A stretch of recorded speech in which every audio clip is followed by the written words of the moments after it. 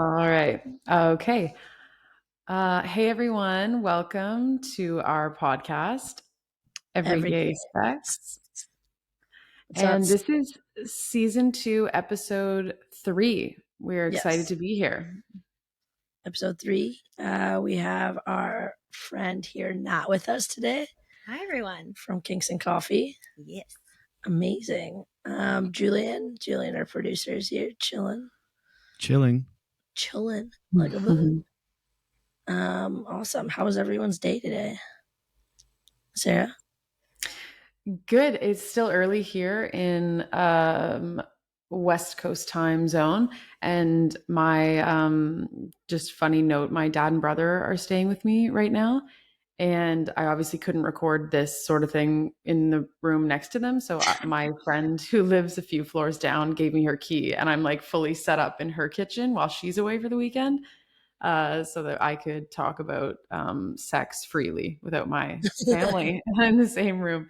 So, but yeah, I'm good. I'm ready. How are you guys doing? I'm sad I'm not in the studio. It's like lonely over here.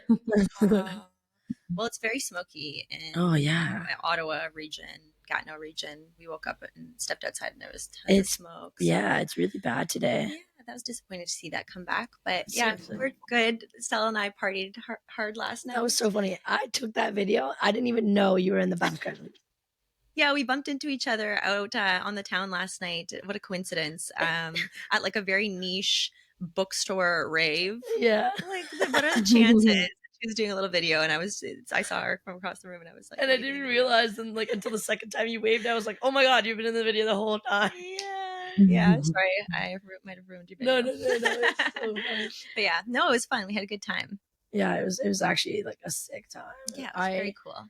I think I mentioned our last episode that I'm sober right now, and I genuinely felt like I was freaking wasted because I was having so much fun. I got home and I was like, energy was intoxicating. Whoa. You were drunk on good fat. And I was like eating Cheetos and I was like, I'm so drunk. I wasn't actually, I was just sober. It was just fucking wild. I was just like on a high. It was crazy. Yeah, it was very fun. But yeah, I think I lost my voice somehow. Kind of. I had no idea. I literally went to go pick up Nat, and I was like, "Hey," and then I was like, "What the fuck?" And that was the first time I spoke all day. She was like, "Oh God, this is not good for a podcast recording." Yeah, so apologies in advance, everyone. No, it's not that bad. It's not that bad. Okay, thank you. Some people think raspy voices are very sexy. You're so, right. You know, this is actually This is true. I've gotten that making comment you a lot. more attractive to some viewers. I was going to say it's only about 13% raspier than your usual. I have a pretty raspy voice in general. Yeah. That's so jokes. Awesome. Okay.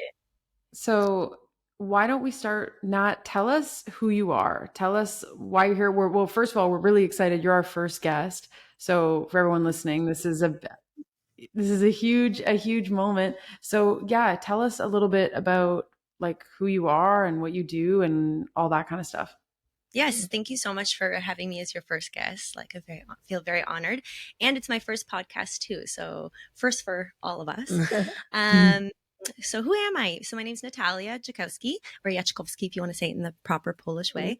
And I am a part-time sex educator. I do freelance sex education work. Would love for it to become my full-time job, but it's been part-time for the last few years. I've been doing this work for about 3 years. And the dream really is to be able to do this full-time. So I'm working towards that. But yes, I mainly serve the Ottawa area and I do a lot of community events. But I am hoping to increase my reach and have a more international reach over time with my offerings. But I've just been kind of building slowly, starting grassroots, starting with my local community and kind of building from there and networking and stuff. But it's been very fulfilling work for me. And I'm very excited to talk to you about my work and answer any questions. Yeah, I'm so stoked to have you. I met Nat, I'd say maybe almost a year ago, I think. Yep. Yeah. Almost a year ago at an event that she was she had put together at a comedy club here called Laugh Lounge, and there was like a kink comedy show. It was like with like a demo in it, and it was insane. And I remember I went to that first one, and I think it was, I went up to you and I was like, this was unbelievable. And I was like I was like, Ottawa needs something like this, and it's so cool you're doing something like this. And like I feel like people are freaked out to talk about these things. It's part of the reason why we started this podcast, because we wanted to talk about things that made people uncomfortable. Yeah. Or things that are considered taboo. Yeah, 100%. And so when I thought about it, you were like immediately one of the first people that came into my mind to ask to like come on, because like we think we know a good amount sometimes, but then like fuck if we know. No, like, people don't really talk about it. And I mean, that's been my own personal journey with this work. Like a lot of people think that perhaps I was always like a very highly sexual person. Like I was the first one of my friends to like do anything. But that's not true at all. Like I grew up in a very Catholic home, and I was taught abstinence. And my parents came from Soviet Poland, where it was a communist country, and so they didn't even have, like, they were just taught to abstain from sex altogether. So like it was very fear-based sex education that I got from them. And then I got married, and I was having sex, but it wasn't really great sex. But I was like, oh, I guess this might just be as good as it gets. And then after my divorce, I really challenged myself, and I was like, no, I need to figure out if there's more, if I can be getting more out of my sex life. So I was like, I'm going to be super exploratory. I'm going to try everything and just see how orgasmic I can possibly be. Yeah. And my mind was just blown.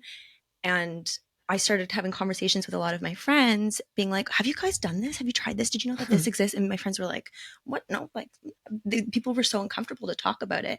But I have this ability to get people to open up. So people slowly started to open up to me, to confide in me and say that their sex lives were also, not very fulfilling. But they were just complacent with it. Like we live with a lot of things in our lives, we just become complacent. And I was like, no, this is not okay. Like I need to start going out there and talking about sex openly, making people comfortable about talking about sex openly, because people do really want it.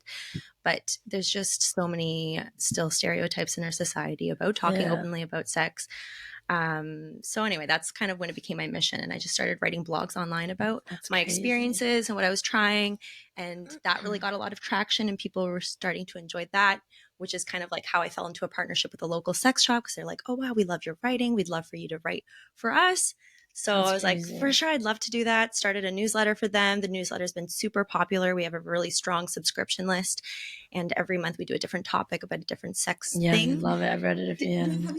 Oh, thank you. It's really fun. I love the newsletter, and I always like engage my audience to pick the next topic. So it is really like something that is built from the community.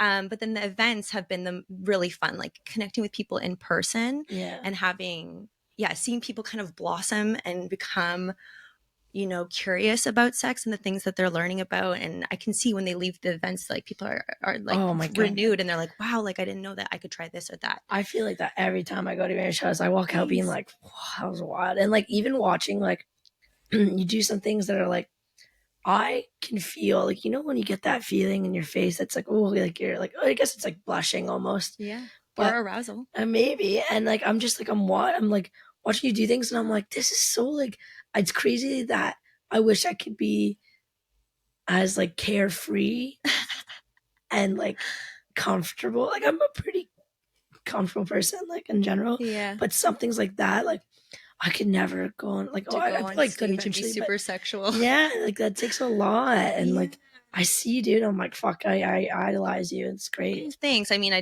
definitely wasn't always so confident with it. It took a lot of time and building that confidence. And I also will say that I'm pretty lucky in the sense that being able to do this work, my family's super supportive, but I don't really have much family here. All of my family's in Poland.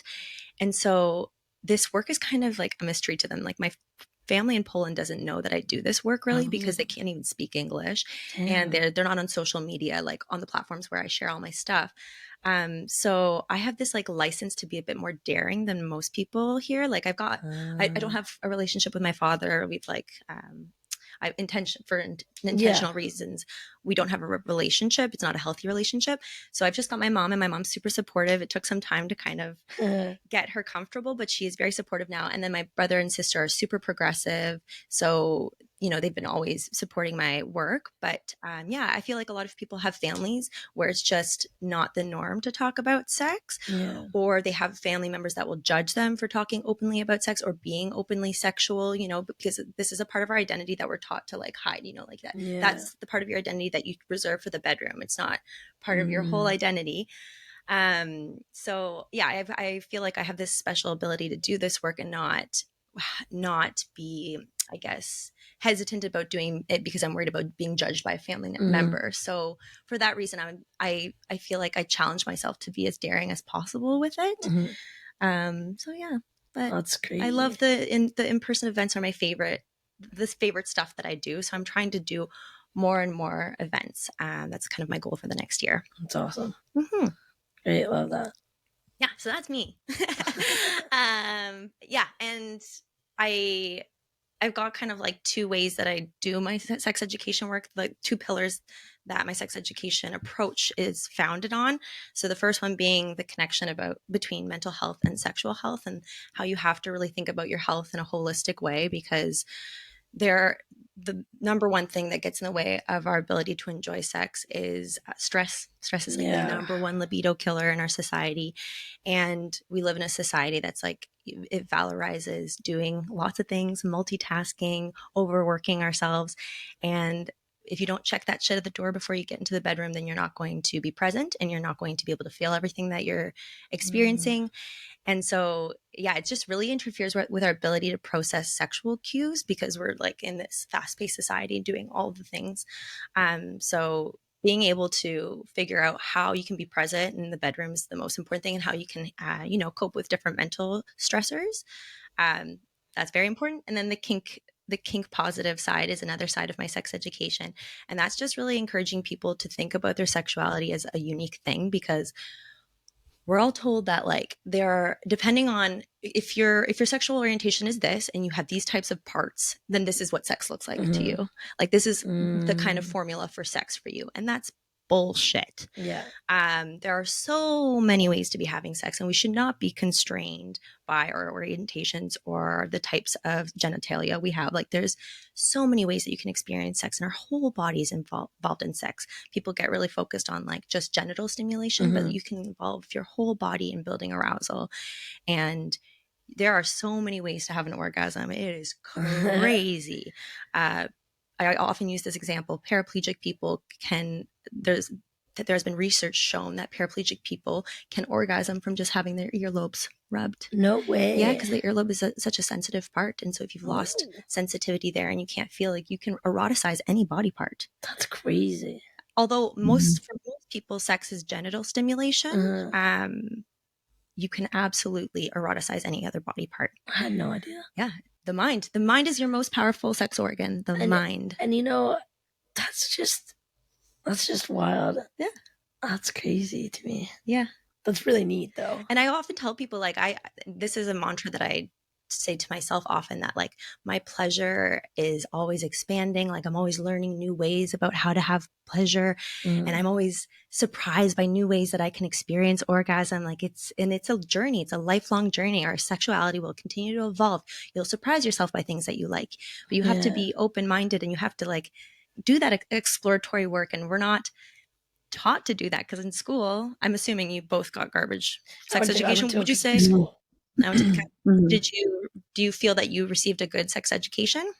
No, it was like putting a condom on a banana and like, what is a woman's period? And that was like the extent of it. And like, not abstinence maybe, but just like wear a condom, period, like end of sentence. Like that's it. So yeah. And these are the body parts on a male body and a female body. Yeah. No, yeah, it's not pleasure-based. Absolutely not pleasure-based. And so a lot of people, when they hear I'm a sex educator, they often think like, oh, so you go to schools and you teach students and kids. And I'm like, no, I teach the generations of people that have been failed by the sex education that they got as kids. So my target audience is mostly adults who got a garbage sex education and never took the time to really explore their sexuality and think more deeply about their sexuality and the uniqueness of their sexuality, and kind of do that exploratory work. So I try to give people tools to think and reflect a little bit more about what they would like. But yeah, so that's crazy. Yes. That's wild. I'm just like, just keep saying the same thing because I'm just like mind blown because I'm like agreeing with these things that you're saying. I'm like, yeah, this makes sense. Like, I find at a young age, like all that was like completely like a no go. They're like, don't do this, don't do this, and I was like, Yeah. okay. But then at a young age too, though, like I started masturbating, so it was like, and then it stopped, and then it started, and then like I go through phases of like doing it a lot and doing it not at all. Yeah. And then it's like, and then I'm like, I should probably chill out. It's been a couple times today. No, Like, but like, I guess, like, where did you absorb that messaging that masturbating was bad? I don't know. I don't. I mean, it would be amazing if in school they encouraged you to masturbate, because they'd be like, by masturbating, you are going to understand your sexual response, and you're going to see how your body responds when you touch a certain area of your body in a certain way. And then 100%. that information is so important to be able to share to a partner, be like, listen, Mm-hmm. if you want to build my arousal, this is a good way, this is a good pathway to follow. But no, we're told like exactly. masturbation. Yeah, I really hate the negative, especially for women, the negative connotations around masturbation, especially people in partnerships. I find that some people feel threatened by partners masturbating when they're in a relationship, because the idea is like, well, you have a person, so you should be able to just fuck each other and not have to fuck yourself. Sorry, can I swear? Yeah. Okay, thank you. Should have asked for permission. But I think that's a bunch of baloney. In every partnership I've been in since my divorce, I have had a very active self-love routine, as well as like having sex with my partner. And I prefer to have sex with a partner because I'm a very social person. So it's just fun to interact with somebody else. It just makes it that much more exciting sometimes. But the reality is that you're not going to be able to get your sexual needs met by another person at all times, because of all sorts of reasons, because they're across the country. They're really busy at work and stressed out. They just don't have the emotional capacity to, be present for you in the bedroom that day. People who go through grief, like that's a real thing. It can take a long time if somebody's grieving something for them to be sexually available to their partner. And I think it's a really beautiful thing to be able to take care of your sexual needs yourself. And I think it also, as long as the relationship is healthy, it should actually relieve your partner for them to know, like, oh, like it's not all on me. Like they're able to take care of themselves when I don't have the resources, time, energy, whatever to do it. I think it's actually a very loving thing to be like, don't worry, I can take care of myself. That's, and I never thought about it that way. I feel like most partners that I've been with, it's true though, I do kind of lower the amount of masturbation than I do because I'm like, oh, maybe they'll find it weird. But like, I do enjoy, sometimes I prefer just me doing it. Yeah. It's like, Totally. I'm like not a totally sexual person. Like I am, and I'm not. Like I go through phases of like, there's been times where I've been like, maybe I'm asexual, but then I'm like, no, because I do enjoy like being with a partner. But then like other times I'm like, I'm okay if this doesn't happen. There's so many things that affect where our sex drive is at throughout our lives. Like we're going to go through lots of different periods where we're like, oh, fuck, like I'm really horny these days. And then other times we're like, yeah, I just feel like there's nothing there that really is making me crave it. And that's totally okay. Yeah. And I think that that's another thing that's hard with sex, that people think that like, listen, if you're not having sex this number of times, this often, this frequent, there's something wrong with your sex life. And I really hate that. Like I hate when people apply standards on like, this is what a good healthy sex life looks like. You get to decide that for yourself, and it can look different year from year, month from month. And I'm very anti-absolutist with this. Like I'm just like, masturbate as much as you want or as little as you want. Yeah. Don't judge other people for not following what a good fulfilling sex life looks like to you. Yeah. It's not going to look the same way for everyone. Yeah. Is there where does it go into a healthy amount of self-love to porn addiction, which can deteriorate relationships and because for sure, yeah.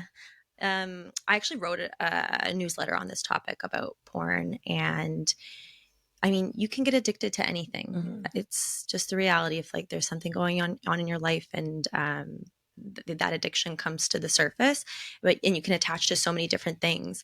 And of course, porn can do that if you develop a reliance. But this is what I will tell you: it's all brain science related, right? Like if you find when you have a repetitive practice, your brain lights up. There's a neuron pathway that lights up in your brain, right? And the more you do that practice, the deeper that path gets and the easier it is to travel and to access, and the more you rely on it.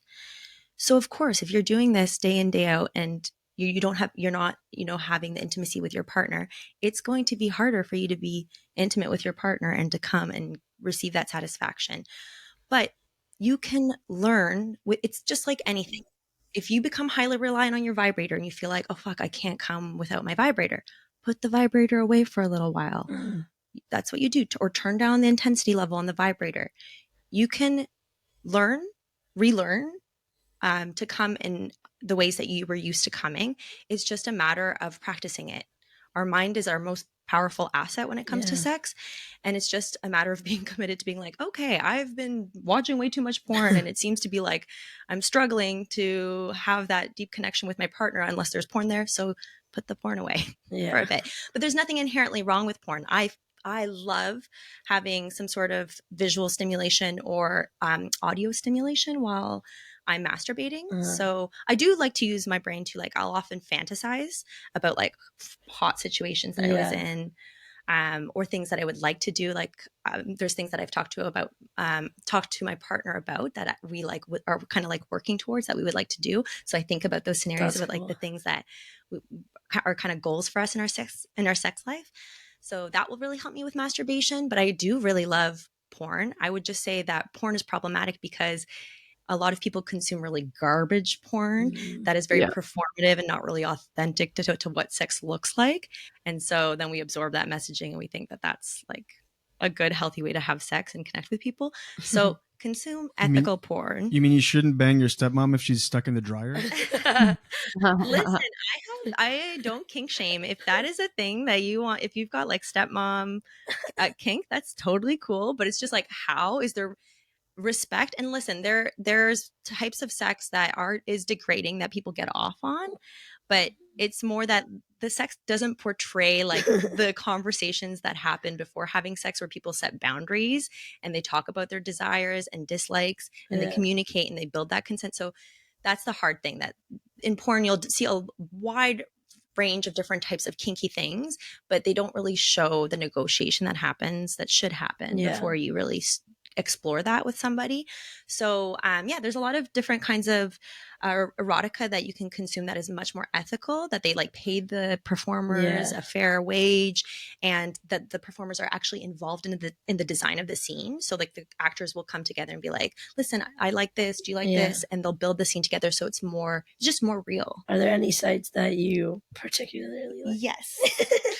They don't pay me to say this, but I really like them. So X Confessions is a favorite. So Erica Lust is a female, I guess, porn cinematographer, and she has a few different porn sites. She has her Erica Lust one, which is like a bit more mainstream. And then the X Confessions one is fun because it's people who submit their confessions about things that are fantasies that they have, and she brings them to life. Oh, yeah, that's super neat. Yeah. I really like. And I'm really into like gangbang porn too, so they've got some good gangbang stuff on there. That's pretty good. See, I like reading. Oh, really? Sometimes, yeah. Nice. I'm really into like reading. There's this like site called Literotica. Ooh, I don't actually know about it. Yeah, and they have like sex toys of like a bunch of different categories. Oh. And I just like read it. Yeah, that's like this is the thing. People need to explore and see what aids help them in getting off. And for some people, porn and audio porn is really great for partnered sex too. And sometimes me and my partner will do that. We'll be like, we'll put on something hot and we'll start like touching ourselves and then start touching each other. And that will be kind of our foreplay. But yeah, it just depends. It can be something that you just use exclusively for solo play or use for partner play. But I do think people should explore it more. And Quinn is a really good audio porn app. I like Quinn. Oh, okay. Quinn and Dipsia. I think that's the other one. Yeah, see, it's because I like, because I'm big on, Sam will tell you, I'm big on making little fantasies in my head and scenarios. Yeah. Just like in general, like not even sexual like scenarios. So like fantasizing and like creating things, and like that's why reading helps me, because I can like imagine it. Yeah, you're visualizing the scene as you read it. Well, it sounds like you might have some confessions that you could submit to X Confessions, and they could bring your fantasy to life. That's crazy. There's some really good ones, but so you do pay for, it's a paid service. It's not going to be free. It's not going to be like Pornhub and you just like Google whatever the heck you want. So there's a cost, but I'm telling you, the quality, it is like so good, and it also saves the time and the hassle of like searching in the search engine and just like, you know, kind of browsing through crappy video after crappy video before you find the one that actually works for you. I just find that the quality is supreme. That's insane. Have you heard of, what's it called? Oh, I did this last time. It's like Bellasma. I'm not sure. Oh, Bayesa? Yes. Yeah, it's this. So they do actually have a porn. Yeah, you're right. I like them. They started producing some porn as well. Yeah, so it's a sex toy company. Oh wait, maybe Bellesa, Bellesa. Maybe they started producing porn, so it would make sense if that's who you're referencing. Let's see. Oops, that's not what I want to look at. Oh yeah, because it's like woman based. Yep. Yeah, I love that site too. Yeah, and I think it's pretty affordable too. I remember I've watched a few videos and they're good as well. Yeah, they're pretty good. Yeah. That's great. Oh man.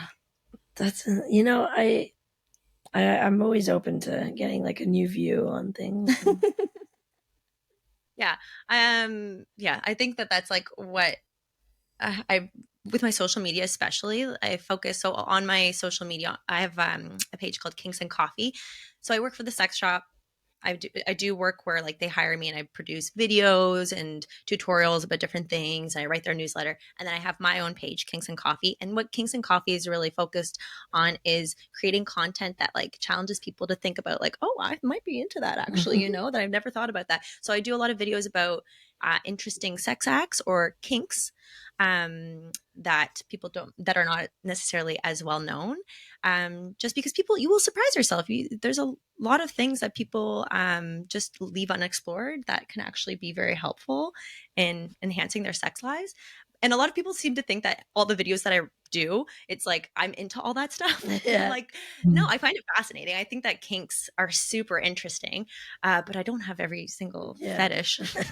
I just think they're very interesting. But yeah, I really try to use that platform to share that kind of information. And I think it'd be helpful for me to explain what kinks are, because I don't know if your audience knows. So kink is just a big umbrella, broad term that refers to any type of sexual activity or preference that isn't considered conventional or traditional. So obviously that includes so many things, so many things, because our concept of sex is quite narrow. So yeah, it includes things like voyeurism or exhibitionism. So that's like having people watch you have sex, or having sex out in the open so people can see you. Yeah, some people are really into that. I actually am super into exhibition. Obviously, I'm a performer.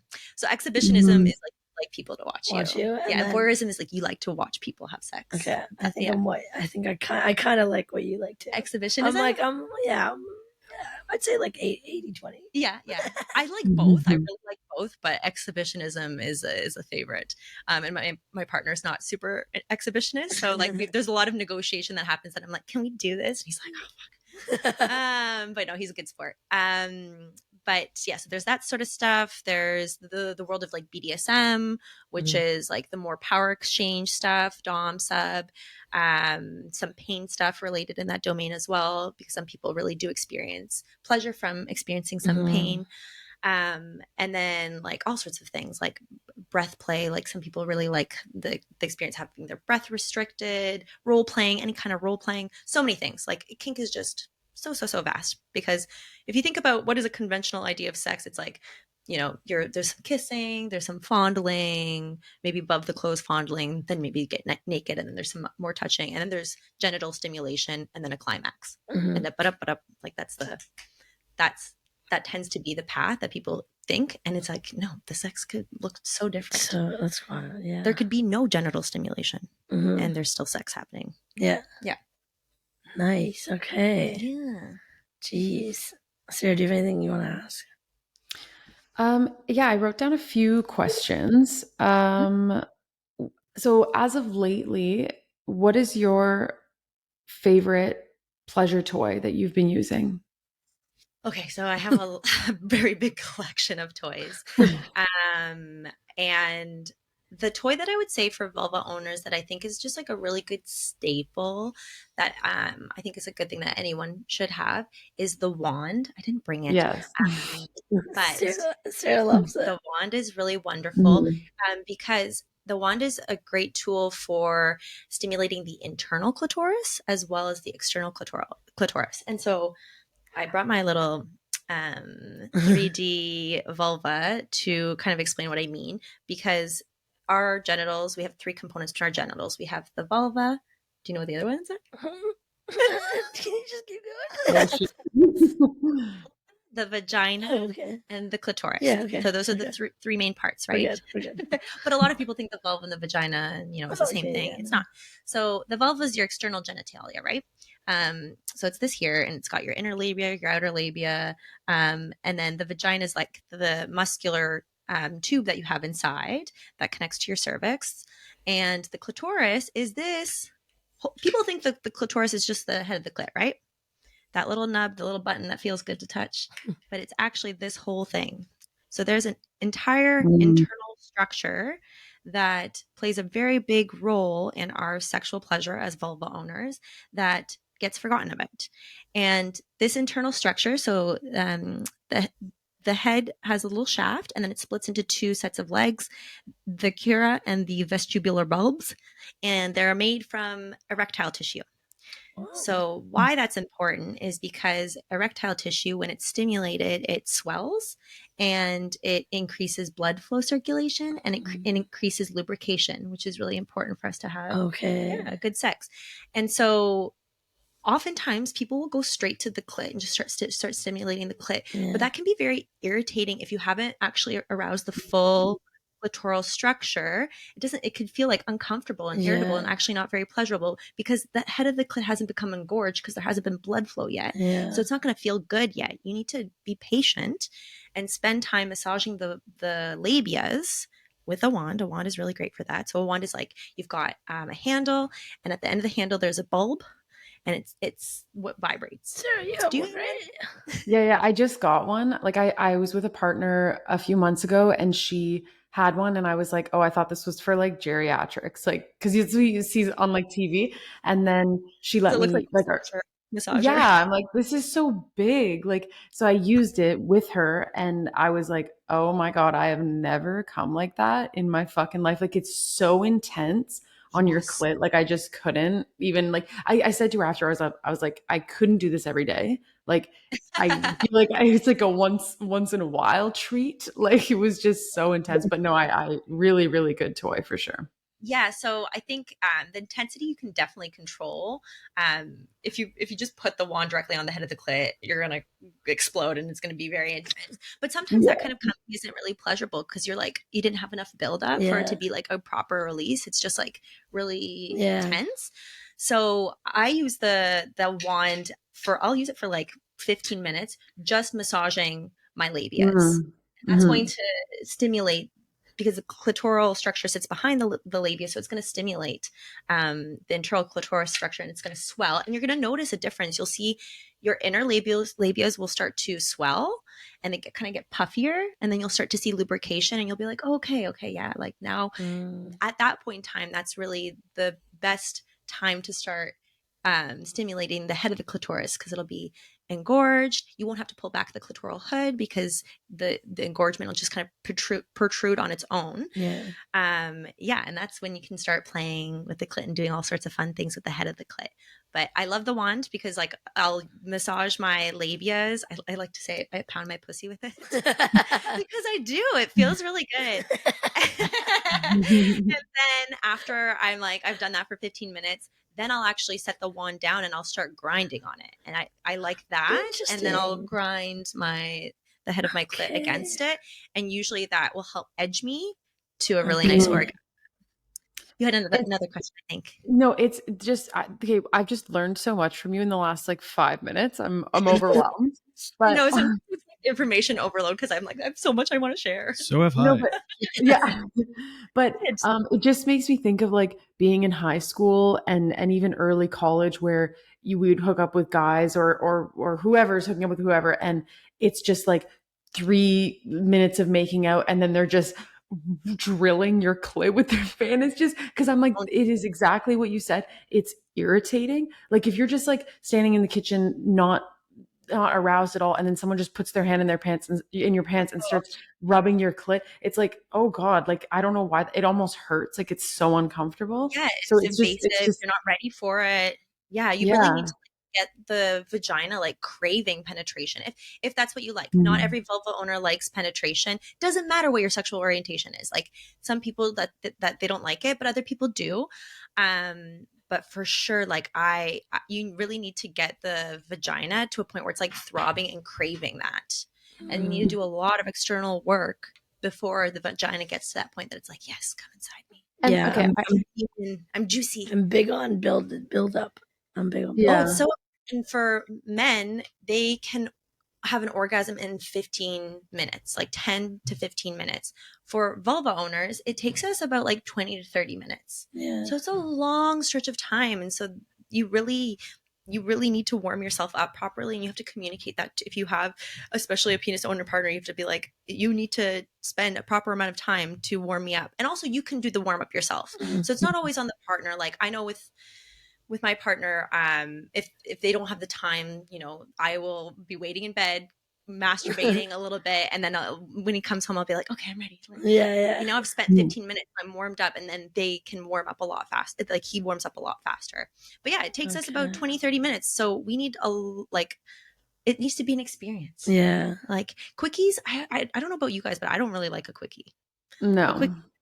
No, so that doesn't give like the whole, like it's like, I don't know, it's like you cookie and then it's like, whatever, that's fine. But no, I want it's different. Quickies are definitely different when I think back to dating penis owners versus now only dating vulva owners. I love the term vulva owner. Every time you say it, I'm like, ooh, I love that. I try to be inclusive, Yeah. And I have another question. Just back to your model that you have. So Yes. I find that for me, like my most pleasure, like central zone outside of my clit is my nipples, like crazy. Like, but I find I feel like when my nipples are stimulated, I feel like I can feel it in my clit. What is happening there? Super interesting. I think I'm somebody that loves multi-stimulation as well. Like I'm the type of person that like I want to be overwhelmed with like lots of stimulation happening to me. So I love nipple play too when I'm getting any genital stimulation down there. But your nipples also have erectile tissue, so that's why it's so sensitive. Yeah, that makes sense. But the connection, I think, is just like your mind body connection that you're feeling. You're feeling these two zones being activated, and that connection is just going to make the pleasure that much more intense. It's not that there's like I could be like completely soaked with no stimulation down there at all, just nipple play. That's amazing. Yeah, some people have super sensitive nipples, and some people can climax just from nipple stimulation alone. Yeah, it's super, but it varies. Some people also have very sensitive nipples, but it's not enjoyable. Like they get irritated from the stimulation. So it varies quite broadly. See, it's like people would like do stuff to my neck, and I'll get like wet, but I won't. I don't think I could ever come from that. You could if you really trained your brain. Trust me, you could. We are such impressive creatures with our brains. You could definitely do it. Okay. And I often encourage people to think about, because when people think about sex and the body parts involved, they're like, yeah, like nipples, vulva, butt, whatever. But there's other zones on your body, erogenous zones, that are very sensitive, and it differs from person to person, and it's helpful to think about like, oh, how can I involve that in sex more? So for me, I really like the neck too. Like super sensitive, like the nape of the neck. And I love my ears. I really like when my ears are being like nibbled or licked. I love it. Just sends like these like sheets down my spine. So I love that. But there's some people are really into feet. Like I'm super ticklish on my feet, so I will kick you in the face. Yeah, me too. Yeah. So it's not pleasurable for me. I freak out, and I think it's because I have trauma from like being in tickle fights with my brother. So it's like not hot for me. But yeah, some people love that. I really like under my boob, the crease under my boob touch, like really gently stroked. It's so nice because you don't get touched there that often. That's true. So in like a very intentional way. So it's like, it's important to think about, okay, where are the parts of my body that I like to have stroked, and that will help increase that blood flow that's happening in my vulva, in my vagina. Because it all helps to get things juicy. So on that, so I have a few questions here, but on that, and this is stemming off of what you're saying, what would be your like kind of handful top tips for vulva owners specifically on how we can enhance our pleasure alone or with a partner? Like, what are your kind of like, you know, like elevator pitch for that? Yeah. Well, the thing that is like my number one tip that I tell people is that you have to figure out what your arousal. So this is not stimulation. Like I'll get into actual stimulation techniques, but before that, even it's just so important to know what your turn-ons are, but also your turn-offs, because our sexual response, we have something called the dual response system. So there's the I'm going to say this wrong probably, but excitatory and inhibition systems. So the easiest way to think about it is you've got an accelerator and you've got brakes. So you've got things that accelerate your arousal, and you got things that will like hit the brakes on your arousal and be like, boop, boop, boop, stop. So you might have the perfect setting. You might have like sexy music playing. You might have your lingerie on, you know, the work's been put away, but there's still something blocking you from being able to be present. And it's super important to know and figure that stuff out for yourself, being like, what interferes with me being able to relax and let go. And so it's becoming inquisitive about that and communicating it to your partner if it is for partnered sex purposes, but also for masturbation. Like you need to know that in order to be able to let go and enjoy masturbation. And I'll give you a concrete example. So for me, I am a very punctual person. Like I pride myself on when I say I'm going to be somewhere, I'm going to be there on time. I'm like very reliable in that sort of way. So I cannot have sex if I need to be somewhere in an hour or in 2 hours, because in the back of my mind, I'm just thinking about that event, the next thing that I have. And so I'm just going to be stressed out. So I always tell my partner, like, no, I'm sorry. I know that I have something in 2 hours and that's plenty of time for us to fuck, but it's still going to get in the way. I'm going to be thinking about it. Yeah. So it's not good time for me. But my friends, my Colombian girlfriends are late to everything because the Latinas, like, it's just the way they are. And it's not like, they just know that about each other. So I don't care now. I just know that they're going to be late to things. It doesn't bother me. But for them, like, it wouldn't bother them at all knowing that they have to be somewhere. They'll be late. They're going to have a great time. They'll get down. And my friend, I have a friend who cannot fuck if there's dirty dishes in the sink. Like that is just a hard no. The dishes have to be clean. The kitchen has to be neat. And then she can fuck. Okay. Whereas I don't care. Like there's dishes in the sink. Who cares? Yeah. Let's get other things dirty. That's fine. But it's very personal. It's very personal, and you need to figure that out. And so when you have that figured out, then you're going to be able to be like, okay, I'm here, time to feel good. And then actual stimulation techniques. Yeah. So there's a lot of external stuff that you can do. As I said, like massaging the labias is really important for activating the internal clitoral structure. And then the head of the clit, it's like figuring out your sensitivity and what kind of strokes you like is really important. And that's where masturbation is super helpful. And you can kind of share that information with your partner of like how you like to be touched.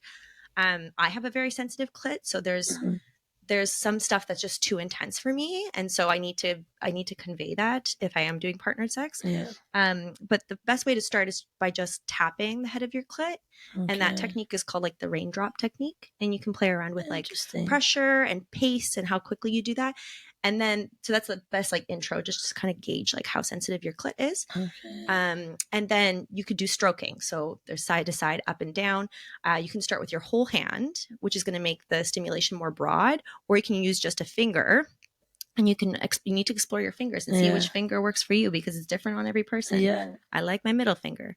I use my middle finger and I go up and down, side to side, and I do a circle. Yeah. And I like to switch it up. So you might like to switch it up, where you just like, one constant stroking motion. That's cool too.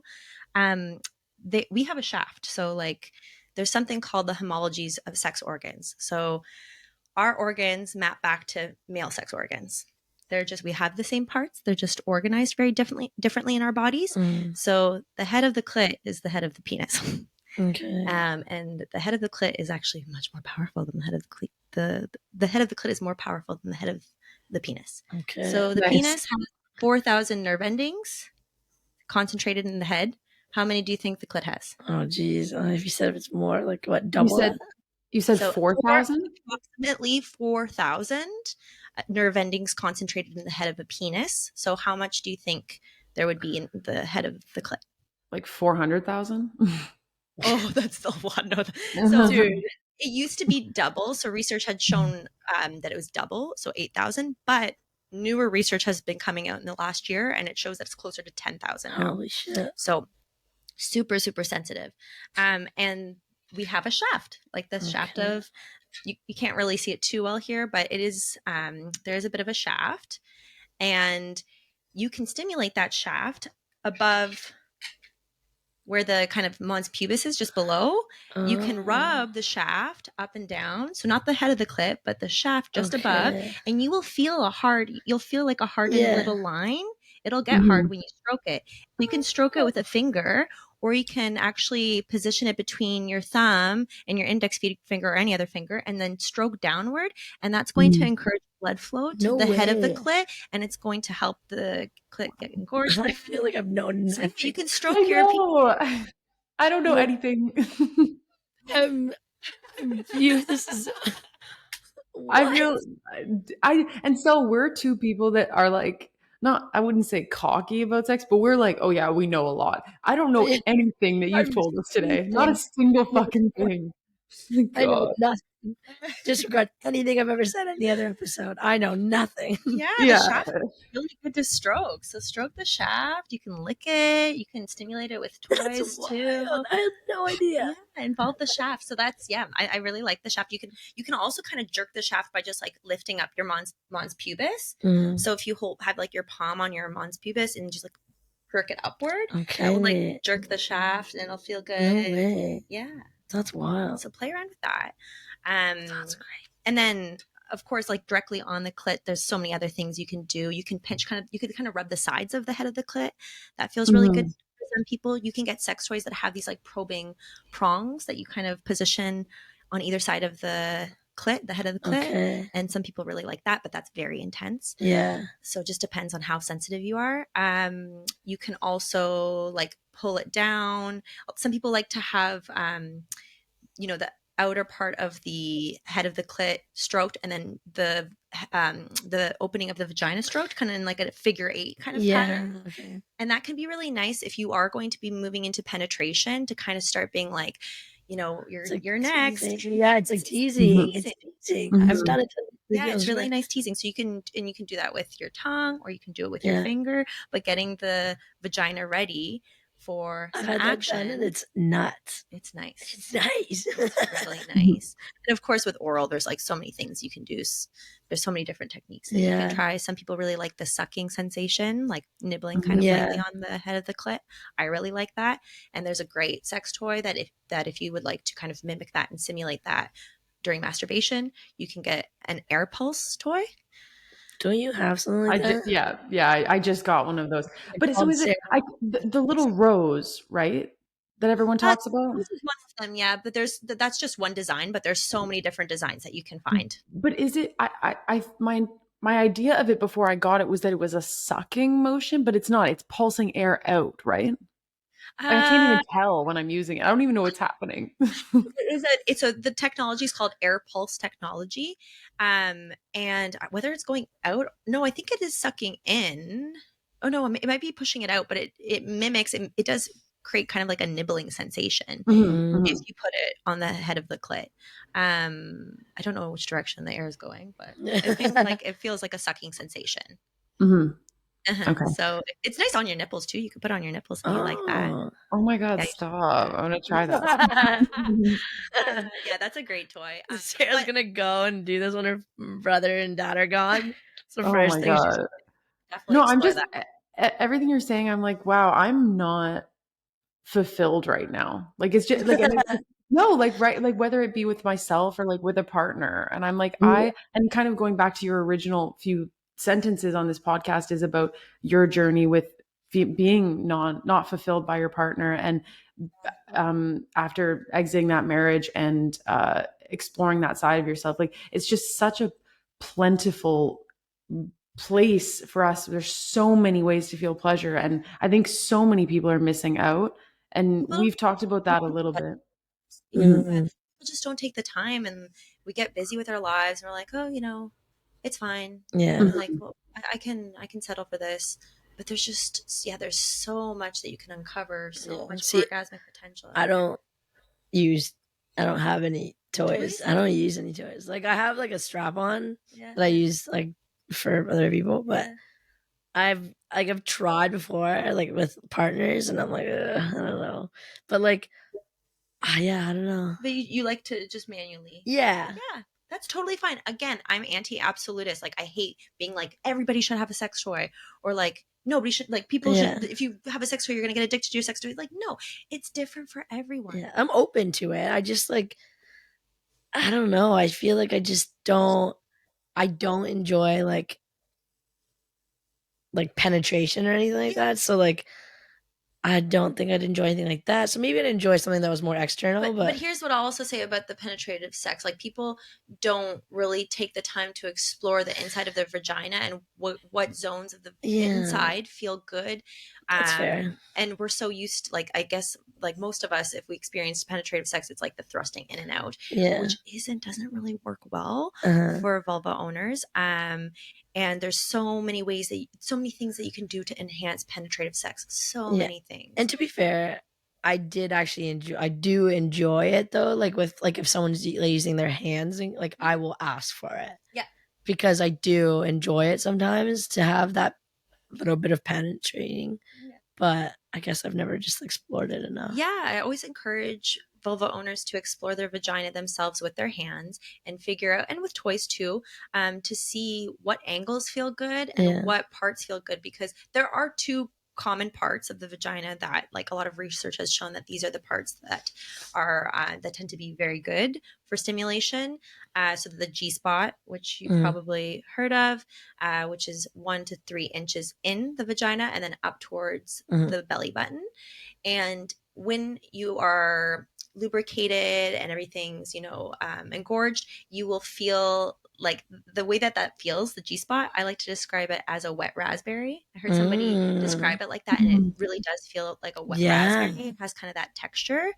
It's kind of like this stiff texture. So you'll notice that it feels different than other parts of the vagina. So feel around, like get to know your vagina and how it feels on different sides. Yeah. And there hasn't been much research to really explain concretely like why that zone feels so good, but some scientists think that it's because that's where you're kind of pushing on the internal clit. So by going in, you're pushing on that. Okay. So that's one explanation. But yeah, there's a lot of research that has shown that the G spot is a great area to help reach climax. And then there's the A spot, which is another mysterious zone that is deeper in the vagina. Okay. So when you're highly, highly, highly aroused, your vagina actually extends. It expands. There's something called vaginal tenting that happens, but it's after like you've been properly aroused and your body's like really relaxed, and it's like your cervix kind of like gets sucked up, and it creates this extra space at the very back of your vagina. Interesting. And that space is called the A spot, and it's on the same side as the G spot. So it's in the vagina and then up towards the belly button, but deeper. So it's about like 4 to 6 inches in the vagina and up. If your vagina is not fully aroused and you're doing the deep penetration, you're going to be like hitting the cervix and it's not going to feel good. Yeah. But when you're fully aroused and the cervix gets scooped upward and the vagina extends, then that deep penetration is going to feel really, really good. Yeah. But it's timing and spending the right amount of time to get it there. Interesting. So yeah, that spot is really pleasurable. But again, like you could prefer a different angle or a different side of the vagina. Yeah. So you really just need to play around with it and see what spots work best for you. But we don't take the time to really think about it. Yeah. I think that like something I've learned more lately, I'm not, I like you said, like we're not going to say how other people should experience pleasure and you need to do this and you need to do that. But I will say that I find when I'm with a partner, it's a lot easier for everyone, me especially, if my partner has explored themselves. Like, because it's really hard going in with someone that just it has no idea what they like, what they don't like. Like it creates a lot of not barriers for the other person, but it is a lot. I don't know. It's just a more pleasurable experience for everyone. I think if we all have an understanding and have just. And how nice to equip the person that you're having sex with information that's going to help them succeed. Like they're obviously because they want you to feel good. So if you're like, listen, I like it this way, that way, they're going to be happy that you're telling them that because they're really trying to help you along here. And that's why I think that's why masturbation and mutual masturbation, I am so welcoming that in the bedroom. Like if I'm eating you out and it's taking a little long and then we've Sal and I have touched on this in other episodes, and you've touched on it several times. It's so mental. Oh my God. If like I can be 99% and then my dog will bark and I'm back at 20, like it's like, but being able to, like if I'm with a partner and I'm going down on them or whatever, and they're feeling a bit stressed, like, oh, it's taking too long and they're in their head, like just pull your hand down and start touching yourself.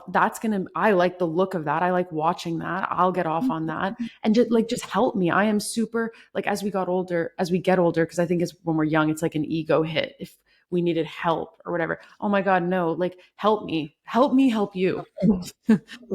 Absolutely. I often find that people that are like intimidated by someone who's like sexually empowered and knows like what feels good and they want to like help you, if they're like, bring a toy into the mix here, it's going to help me, and that if that's offensive to them, there's something else going on there. There's something else that's making them not feel confident, and so you got to unpack that outside of the bedroom. But yeah, most of the time, most people are like, yes, thank you.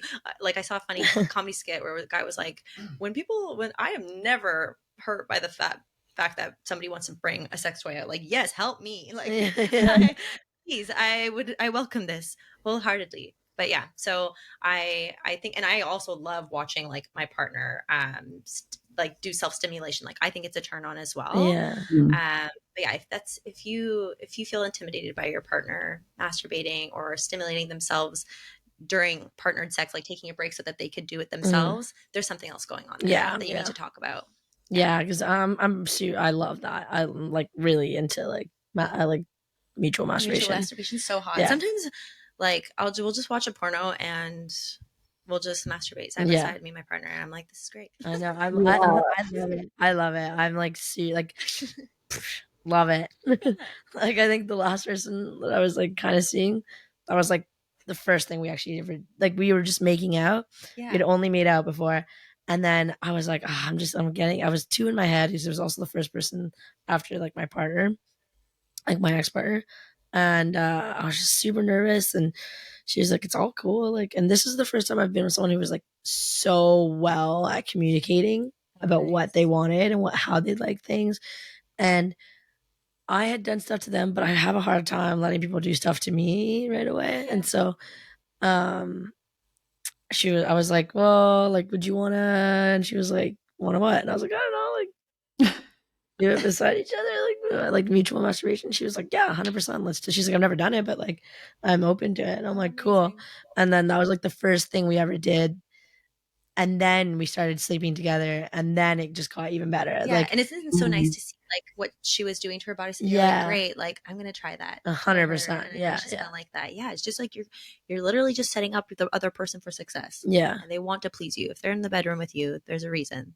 They're not there against their will. Yeah, that's so true. I feel like it's something that I don't even think about, but when you said it earlier, also I was like, that's so true. Like this, take the like, guesswork out of it. Be like, this is like how to do it. And I guess you're right. Like this person is here to have sex. Like they're not just fucking here to hang out. Yeah. That's so true. Like I just like I guess I also didn't even think about that. And especially with new people, because you're like, oh, it's gonna take a while before it's like actually gonna be really epic and good because you're still figuring each other out. So the more that you can share and show, the better. The faster that like the learning curve's gonna be shorter. Yeah, exactly. That's so true. I'm super open in that. Like I will say I wasn't great at communicating before, but like within the last couple of years, I just started to. Good. And it's like helped immensely. Amazing. Yeah, it's I think it's again something that I was almost like taught to like not be super open about it and just kind of like keep it on the low key and like whatever. There's a sex educator, I think her name's Emily Morris. She's very famous, and she says communication is the best lubrication. And I love that. That's so I true. love that. I love that. I think like when you talked about the lack of sex education, but it's so much more accepted when we're young that the boys will be boys, and boys masturbating, all that is like, it's all talked about. Nobody would ever talk. Like when we're in middle school, even high school, like I don't even remember really like, and I'm very open more so now, but I don't even know if I was talking to my friends about masturbation, like my own friends. Oh God, no. God, no. And like, I think this podcast has really helped me be open in it, because I think even before this podcast, I was okay with being open about it. But like now I'm like, oh, whatever. Yeah, I'm late because I just masturbated 3 times. So I'm sorry. Well, Estelle, you called me and I was like, she calls me to just play COD on screen.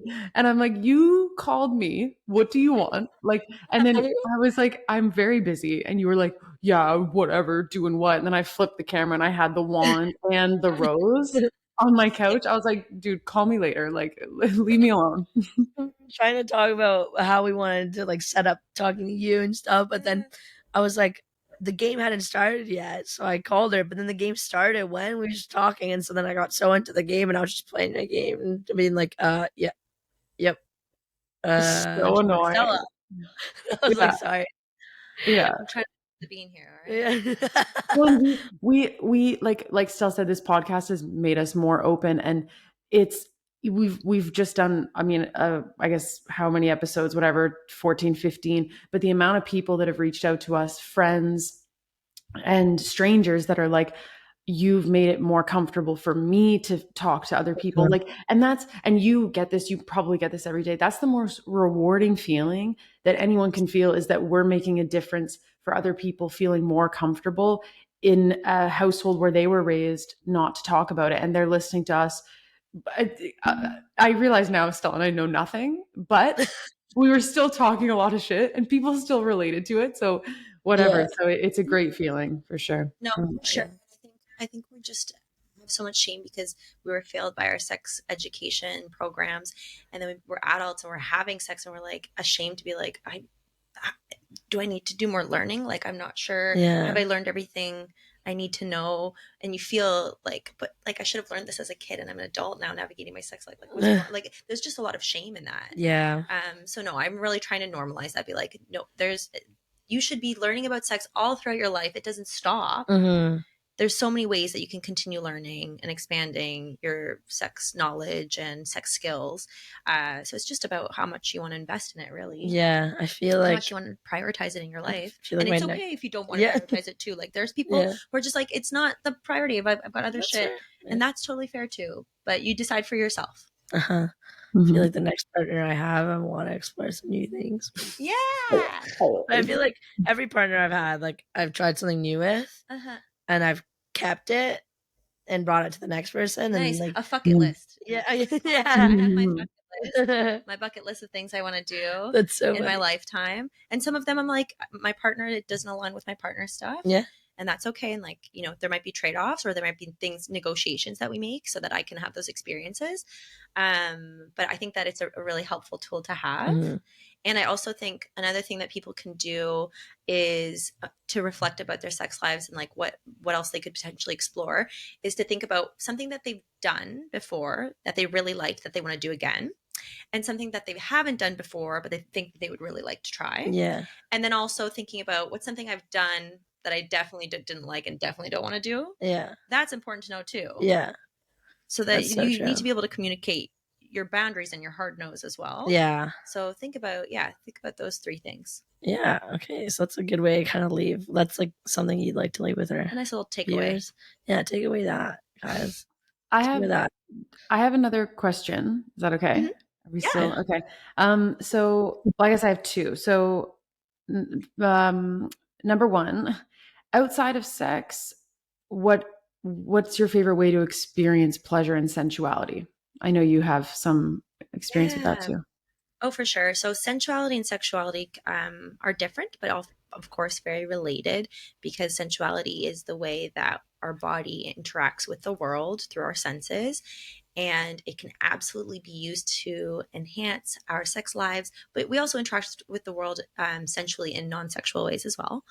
I think that it's helpful for people to think about their senses and think about the things that like activate them the most and give them the most pleasure through their senses. So I've done this exercise for myself multiple times because it does change over time, but just kind of list the different senses that you have and think about like, oh, what gives me the most pleasure through sight or through smell or through feeling. So some people are really tactile people and some people are like more activated by sound. So figure that out, figure out which sense is the most powerful sense for you.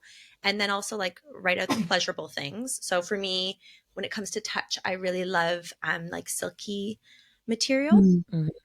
So I'll switch out my bed sheets for silk pillow sheets and silk. I'll wear like silk lingerie, and that will help just me kind of get more into my body and be more embodied. Another feeling that I like is the feeling of my dog's fur, but I'm not going to integrate that in my sex life because when my dog's in the bed, I'm in like caretaker dog mom mode, and that's going to not be a turn. So there's some things that are like pleasurable, super pleasurable senses, but you're not going to have them as part of your sex life. Or maybe you do. Maybe you have your dog there. You're petting your dog. That's okay. As long as don't. Don't. I'm not encouraging bestiality. Don't fuck your dog. Don't fuck your dog. But and.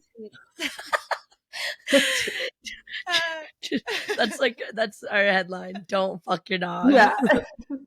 No, leave your dog alone. And there through sight, like I really love like a starry night. So, and I'm an exhibitionist. So like for me, I'm like, oh, like fucking on the dock late at night, like near the lake, like that's such a nice, like that setting is such a turn on for me. So that's something I want to explore. Okay. Or I love the sound of like the waves crashing against the shoreline. So like having sex by the beach is so nice. Like having that as background sound, to me, that's going to definitely like enhance my sex. So there's things that you can think about and kind of get creative about like, oh, how can I kind of bring that into sex? And some of them will work and some of them won't work because some of our sensuality is non-sexual. Yeah. Okay. That makes sense. Yeah. So think about it. I think music is a huge one for me, for sure. Like, I don't think I could even have sex without music playing. Like, and part of it is like, I'm in an apartment building and I'm worried about, being respectful and not being too like crazy. Sure. But having like my sex playlist on, and that it will definitely help me be in the mood and all that. And that is you knowing what your breaks are. So you stressing about someone hearing you is going to pull you out of that moment. Mm-hmm. So you put the things in place so that that doesn't show up, which is so good. Like, kudos to you for knowing that, okay, well, when I play music, I'm going to know that like whatever noises I make are going to be drowned out by the music, so I can let go. That's great. Well, I'm super noisy. I don't care. I don't give a fuck. And I kind of like that. Like, I kind of am turned on by the idea that people can hear me. So it doesn't bother me. But for some people, it would detract. So again, like, we're so different. We need to think about that. That's crazy. And I posted on my story not that long ago asking for tips and advice from other dog owners of like I'm in a 1-bedroom apartment, so I'll put my dog outside of the bedroom, but there's only so much she can do. Like, I was asking people for advice on like, how do you distract your super needy dogs? Because like I had kind of mentioned, I could be in the bedroom having the best time. I'm almost like, I'm just about to finish, whether alone or with a partner. And then she starts crying outside or scratching on the door. And I'm like 0, like, and I'll just stop sometimes. Cause I'm like, this is like gross to me. Like, I can't do this. Yeah. So I would just remove her completely, like ask a neighbor to watch her if I really needed to. But again, that's me knowing that it's going to bother me and figuring out how to remove that. Definitely. No, that's super good that you know that. I would say give the dog a toy that's going to keep them occupied for like an hour. So a good one is a hollowed out bone. Like, what I'll do with my dog is I'll put yogurt in it, and then I'll freeze it, and then it's going to take the dog a long time for the yogurt to melt, and she'll just be licking it for like an hour. So yeah, any kind of toy or treat that you can give your dog that's going to occupy them for a while is good. But yeah, that hearing the dog thing for me too. My dog's pretty chill now. She kind of knows when I'm about to. She gives me like a side eye, being like, "Oh, this again," and walks away, annoyed. So she doesn't bug me anymore. But if I were to hear her bark, or like, because something outside is distracting her, then it would pull me out too. And it's because it's igniting your caretaker part of your brain, which inhibits the sexual part. It's not your sexual, but like those don't go together usually. Yeah, so and that's why people who are parents really struggle, because they're like, I'm always in parent mode. Like, that part of my brain is activated. I'm constantly like thinking about my kids. So it's really, how do you like turn that down? Which is really hard. I don't have kids, and I know it's a big struggle to turn off that parenting part of your brain. I can only imagine it. Yeah. So, okay, I have one more question. First of all, I've been thinking this for the last, like, I don't know, this whole entire time. I wish this was a 5-hour episode. Like, I feel like we could, like, I feel like we have so much to learn from you. So I'm already inviting you back for another episode. Like, Estelle, I'm not even going to ask you permission. I'm just going to invite her because I've already been thinking about it. Yeah, me too. I'm just like, I've learned so much, and I just know our viewers are going to be like all over this. Like, this has just been fantastic. So thank you so much. But my last question, or our last question, would be, what do you want our viewers to take away from this chat with you? What do I want them to take away? I think the message that has kind of been the undertone of everything is just like, your sexuality is very unique, and we are creative sexual beings, and we don't take the time to kind of just sit with our erotic minds and really unpack them. Oftentimes we get in partnerships, and if there's one person that's like the more like horny one, they'll have the fantasies, and we'll just kind of like go along with them, and because we want to please them, and their pleasure is important to us. But sometimes we can get stuck in that pattern of not really taking the time to be like, okay, but like, wait, what is it that I really want, or what are the potential things that I could be really into. So yeah, taking time to do the reflections, that those kind of questions that I had put out there, like, what's something you've tried before that you haven't done for a long time, and you'd really like to do again, or something you've never done that you'd like to do again, something you've done that you're like, that didn't, like, that should probably be a hard no. Yeah, thinking about those types of things, thinking about your sensuality, and what you could potentially draw from, and just be creative with your sex life. Like, the bedroom is the adult playground. It's where we're supposed to be having fun and really letting loose, and not be worried about being judged. So I think just, exploring that, thinking about that, getting creative, giving yourself a challenge. Like, I want to try something new this year, whether it's a new sex toy, a new sex position, a new sex technique, something to kind of work towards, because we don't really think about sex life being part of our self-development. Sometimes it's just something we take for granted, and we're like, this is my sex life. This is how we have sex. So kind of just like pushing yourself a little bit more and being like, is there more pleasure that I could be getting? Could I be more orgasmic? What could that look like? Both with a partner or alone. Even if you're single, there's so much to explore with yourself. That's crazy. Wow. That's, oh my God. I want to go have sex, guys. I'm like, I just want to go. Like, I need to leave. I know, right? Yes, I want that for you as well. I also learned that it takes 15 minutes for a man to orgasm, and I have a lot of work to do. Yeah. You're more of a two-pump chump kind of. Anyway. I mean, on average, through partnered sex. But if it's solo sex, that's usually how quick it is. You know your body really well, so you're able to.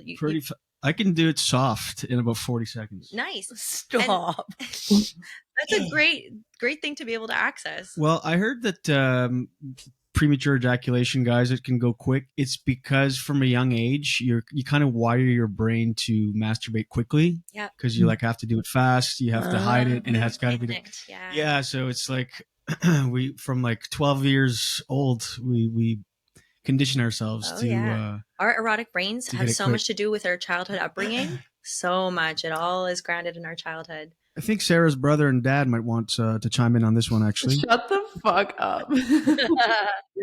Oh my God. I'm dead. Oh my God. Wow. Like, okay, Stell, you and I have had some great episodes. We have. But this is my favorite we've done. Like, I'm just really, truly like. You're the host now. You're the host. You know what? I quit. I quit. Fuck that. It's all you now. Nah.